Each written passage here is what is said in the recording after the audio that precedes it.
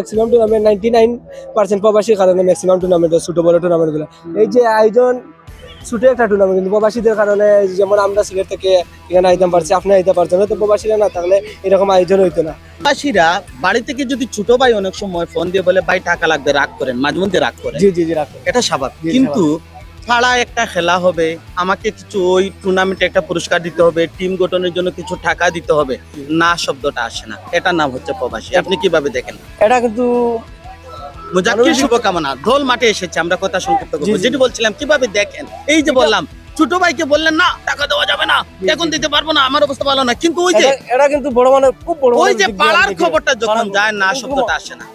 এলাকার মায়া, দেশের মানুষের মায়া, ভালোবাসা মানে ক্রীড়াঙ্গনের ভালোবাসা থেকে মনে ঐক্যবদ্ধ প্রবাসী ফাইটার্স, প্রবাসীদের পৃষ্ঠপোষকতা ছাড়া আমাদের ক্রীড়াঙ্গন যেন একেবারে হারিয়ে যায়। সেই প্রবাসীদের উদ্দেশ্যে ফুটবলার হিসাবে তুমি মেসেজ দিবা? প্রবাসী আমরা লাগি তারা অনেক কষ্ট করে, যেমন আমরা যত জায়গায় খেলাধুলা যাই অর্থ কিন্তু প্রবাসতরে আগে আয়।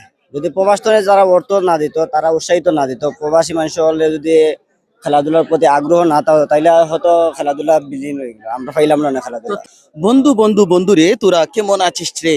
আর সেই বন্ধুর মর্যাদা বোঝা যায় যখন প্রবাসে যাওয়া হয়, কারণ প্রবাস বলতেই এই বন্ধুর সম্পর্ক। তবে অনেক সময় আমরা এমন কিছু বন্ধু পাই যে বন্ধুরা আসলে আমাদের জন্য বন্ধু থাকে না। আমরা বন্ধু থাকতে চাই, বন্ধু হতে চাই, বন্ধুর মর্যাদা রক্ষা করতে চাই।